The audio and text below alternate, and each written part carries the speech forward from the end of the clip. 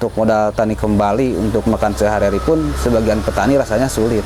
Mereka ini cuman sebatas transaksi secara langsung, tidak ada perjanjian di atas materai atau apa. Kalau yang namanya petani-petani kecil mah suka digonjang-ganjing oleh regulasi. Harusnya pemerintah harus lebih melek ke petani-petani yang di bawah gitu.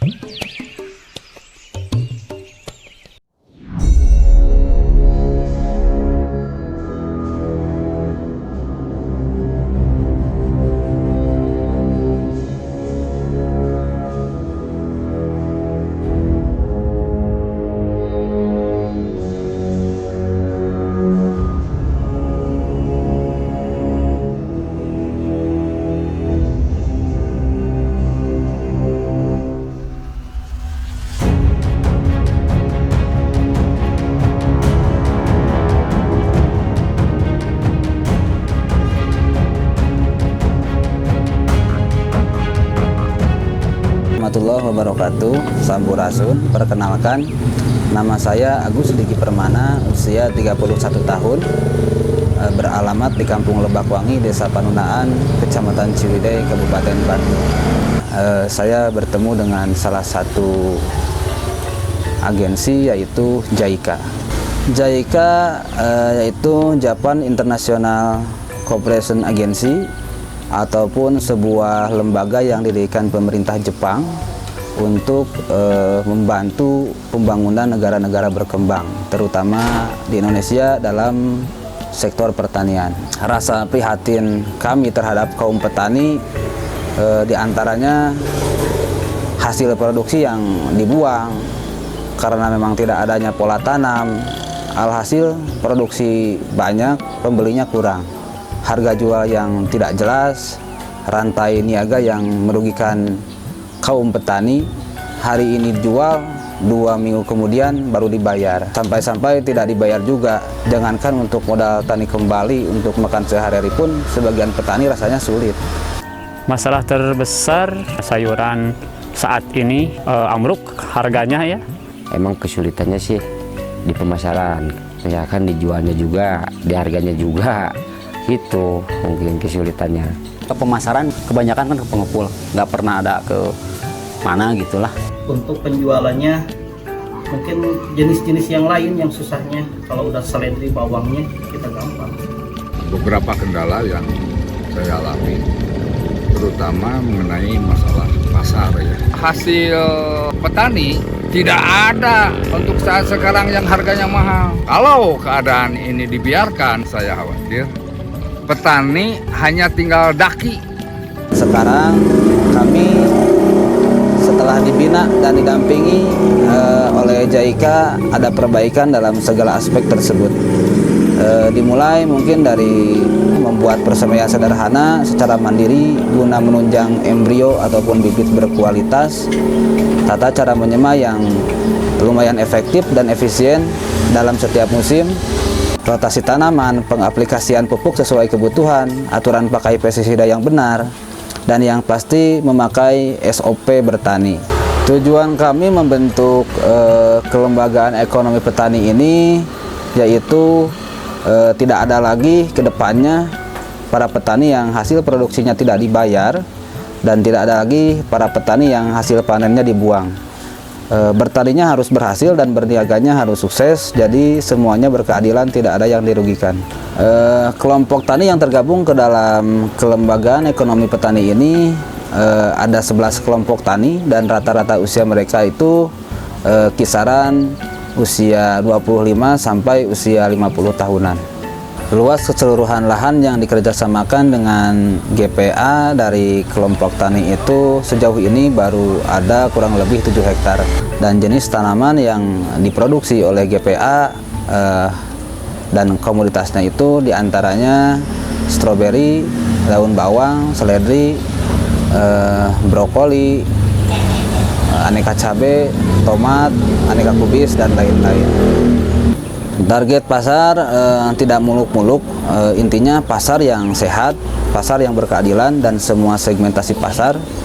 Hanya yang menjadi prioritas kita untuk sekarang yaitu pasar modern ataupun modern market. Rencana aksi GPA saat ini diantaranya kami akan membuat agenda rutin, sharing dan koordinasi bersama anggota didampingi oleh penyuluh pertanian. Lalu kami akan membuat beberapa buku-buku yang memang akan menjadi sebuah keharusan dalam berkelompok tani, yang selanjutnya melakukan pembuatan persemaian secara berkala demi menunjang produksi yang lebih baik ataupun yang lebih banyak. Lalu kami akan melaksanakan pola tanam untuk menjaga kontinuitas produksi.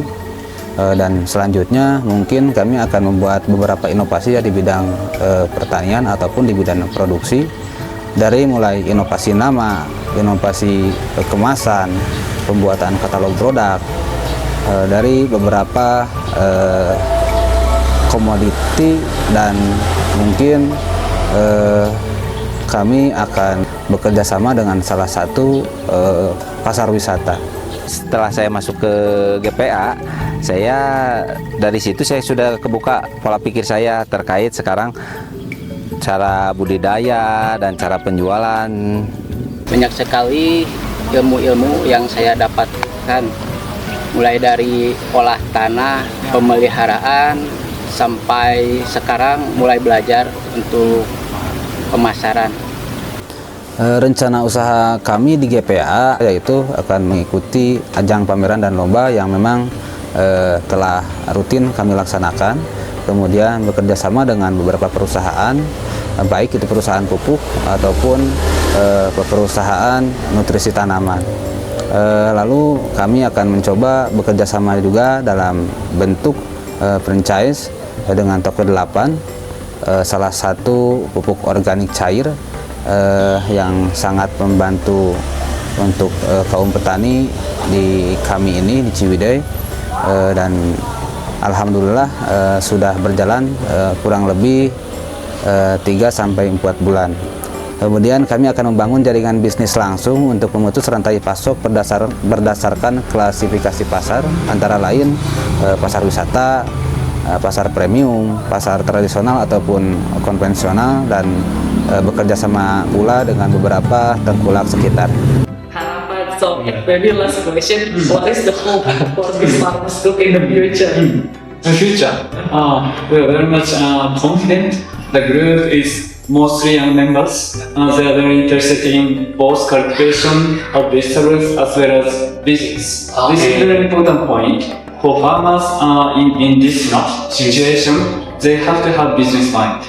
They have to think about the produce can be sold to where, how, and which ways, so that they can get more benefit incomes. Our project purpose is to support farmers to increase their income in different ways. Concerning KP, they have a very good mind in developing their own business strategies, so that we can support what they want to do.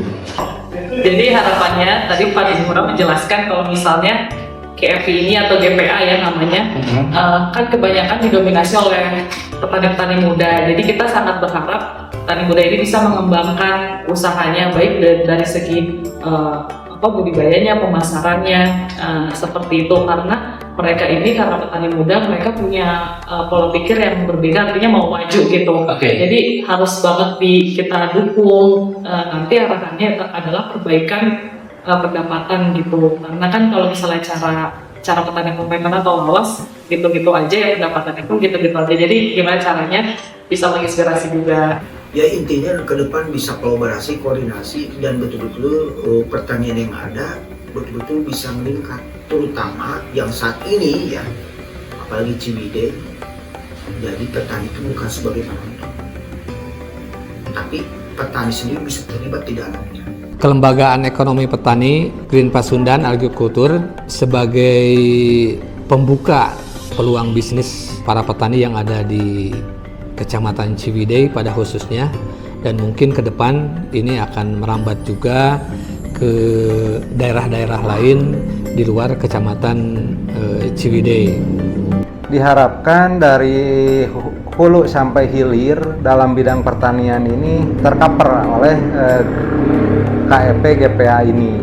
Nah, jadi kedepannya mudah-mudahan GPA ini terus berkembang, kerjasamanya terus terjalin dengan pihak-pihak lain ataupun bisa bermitra dengan pihak-pihak lain, sehingga produk-produk yang ada di wilayah Ciwidey atau di sekitaran Pacira bisa tersalurkan ataupun pemasarannya dibantu oleh GPA dengan harapan bisa masuk ke market-market modern yang mana harga jualnya mungkin lebih tinggi dari harga di pasaran seperti biasa. Harapan kita sebagaimana mungkin Pak Gustiki telah mengikuti diklat di Jepang, bahwa produk pertanian di Green Pasundan akan sesuai standar pasar. Dicontohkan mungkin dengan pasar yang di Jepang, itu di kita dengan pasar supermarket, itu baik ukuran, warna, dan jenisnya telah memenuhi beberapa standar CCP, kemudian GAP dan sebagainya. Nah, ini juga mungkin perlu ditularkan kepada para kelompok petani yang lain, sehingga kita dapat bersama-sama menjual produk dengan harga baik, jangan saling banting harga, kemudian juga pasarnya sudah jelas gitu kan. Padunan baju untuk GPA juga insya Allah luar biasa. Hanya itu yang dapat saya sampaikan. Billahi taufiq wal hidayah. Wassalamualaikum warahmatullahi wabarakatuh.